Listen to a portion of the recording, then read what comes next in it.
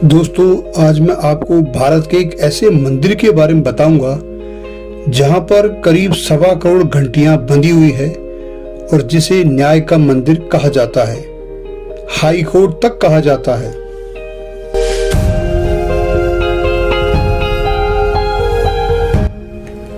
यह मंदिर नैनीताल से करीब 16 किलोमीटर दूर है। वह भवाली से लगभग 5 किलोमीटर की दूरी पर स्थित है। घोड़ाखाल गांव में स्थित है यह मंदिर। घोड़ाखाल एक सुंदर पहाड़ी क्षेत्र है। घोड़ाखाल का अर्थ होता है घोड़ों के लिए पानी का तालाब। घोड़ाखाल मंदिर समुद्र तल से 2000 मीटर की ऊंचाई पर स्थित है। वह बहुत ही खूबसूरत पहाड़ी इलाका है। इस मंदिर में भगवान गोलू की पूजा की जाती है। इसे घंटियों का मंदिर भी कहते हैं।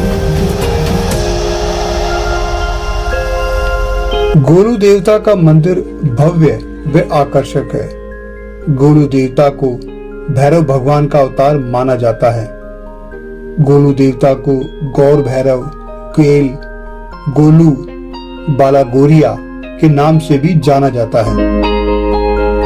गोलू देवता को भैरव रूप में शक्तियां प्राप्त है। वह इनके सफेद रंग के कारण इन्हें गौर भैरव कहा जाता है। गेल जी को न्याय का देवता के रूप में भी पूजा जाता है। घोड़ाखाल मंदिर में गोलू देवता की स्थापना का श्रेय मेहरा गांव की एक महिला को माना जाता है। इस महिला को उसके परिजनों द्वारा सताया जाता था। उस महिला ने अपने मायके चंपावत जाकर गोलजू देवता से न्याय हेतु साथ चलने की प्रार्थना की। इसी कारण गोलजू देवता उस महिला के साथ घोड़ाखाल मंदिर में विराजे। इस मंदिर में श्रद्धालु घंटियां प्रसाद के साथ भगवान को समर्पित करते हैं। ये घंटियां वापस नहीं जाती है, वह इसी मंदिर में चढ़ाई जाती है। आज करीब इस मंदिर में 1 करोड़ 25 लाख घंटियां बंधी हुई है। श्रद्धालु इस मंदिर में अपनी मन्नतें कागज और पत्रों में लिखकर एक स्थान पर टांगते हैं और माना जाता है कि गोलू देवता अपना न्याय देकर भक्तों की पुकार सुनते हैं और जब मन्नत पूरी होती है तो लोग उपहार के रूप में घंटियां चढ़ाते हैं।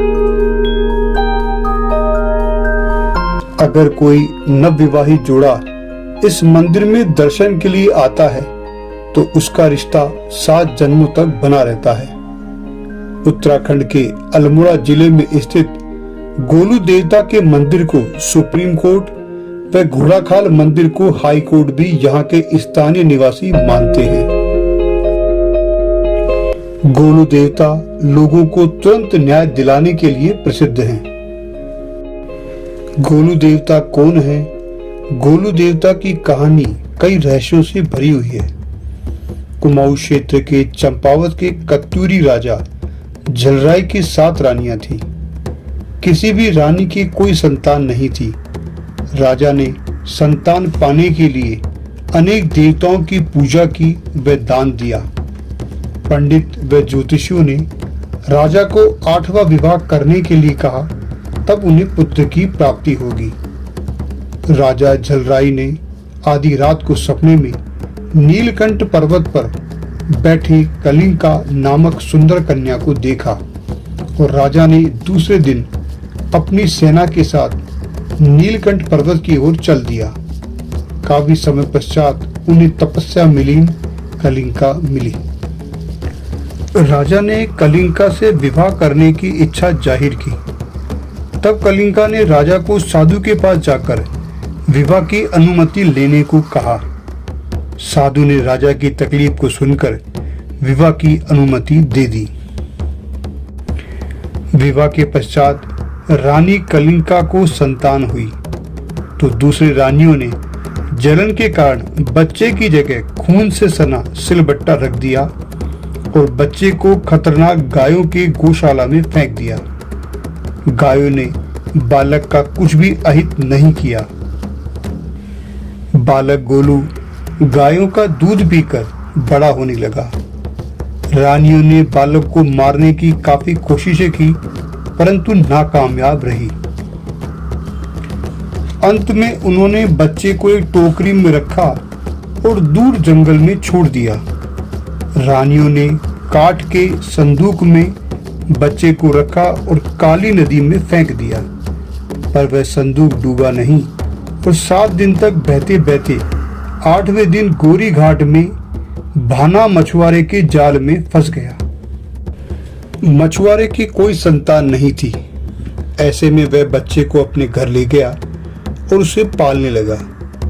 बच्चे का नाम गोलू रखा गया। एक बार गोलू ने सपने में अपने माता पिता को देखा और मछुआरे को सारी बातें बताई। गोलू ने मछुआरे से घोड़ा मांगा। मछुआरे ने काठ का घोड़ा बनाकर उन्हें दे दिया। वह बालक काठ के घोड़े पर घूमने लगा। एक बार वह अपने घोड़े को पानी पिलाने के लिए उसी स्थान पर ले गया जहां 7 रानियां नहाने आती थी। रानियों ने गोलू देवता के घोड़े को पानी नहीं पीने दिया। वह कहा कि काठ का घोड़ा पानी कैसे पी सकता है। तब गोलू देवता ने जवाब दिया, जब एक स्त्री सिलबट्टे को जन्म दे सकती है तो काठ का घोड़ा पानी क्यों नहीं पी सकता। रानियां यह बात सुनकर बुरी तरह डर गई। अब राजा को जब यह बात पता चली तब उन्होंने गोलू को बुलाया। गोलू ने अपनी माता कलिंका के साथ हुए अत्याचारों की सारी कहानी सुनाई। राजा ने उसी समय गोलू को अपना पुत्र स्वीकार किया और 7 रानियों को मृत्युदंड दे दिया। गोलू देवता ने रानियों को समाधान देने की अपील की।